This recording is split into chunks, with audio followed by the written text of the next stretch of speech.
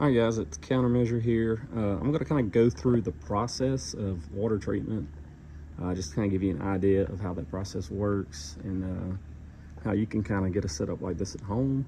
It's fairly easy and it's fairly cheap. So one of the main reasons I'm doing this is because I know people in North Carolina during the hurricane were kind of stranded and didn't have access to clean water. But I'm just gonna kind of go through the process and a couple of things you're gonna need so you can have your own setup. So first we have some type of water container. So it doesn't necessarily have to be something like this. 10-15 gallons at a time you can treat with this setup. It doesn't really have to be a whole lot. You can pull from fish ponds, rivers, pretty much any water source. This is going to clean it up and make it safe to drink. But it has to be a layered process, and I'm going to kind of go through that and try to explain it the best I can. But like I said, you need something to store water in. You don't have to have anything too big. But this is the suction side of the pump. So you're going to want something to strain out larger debris. In this case, I probably didn't need it, but I wanted just to kind of show y'all the process or kind of my line of thinking. So anyways, you're going to have a suction side with a strainer. Like ideally you want a strainer to pick up any debris so it doesn't mess up your pump, but it's not necessary if you have some type of setup like this. As long as you can keep larger debris out, it'll be fine. I didn't have the adapter, so I had to hook it up backwards, but I actually have a drum, not a drum pump, I'm sorry, but a drill pump. These are like 12 bucks off Amazon, but I had this trying to proof of concept, and then I bought a larger pump. I think this is a 1/10 horsepower. But anyways, this is gonna be the backup to this pump. So I'm gonna get that pump hooked up real quick, and then we'll get it going.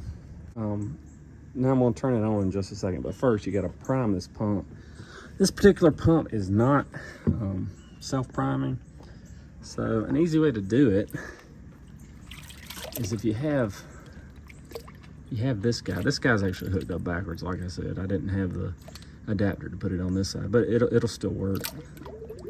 You can fill this guy up and hold him up, and he'll drain down into that pump, and that'll help you pick up suction.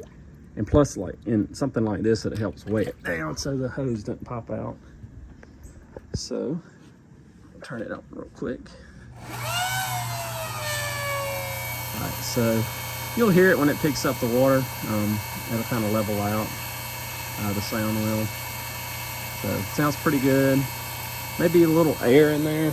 Sometimes you'll have air in the suction side of this strainer. So you can just kind of work the air out.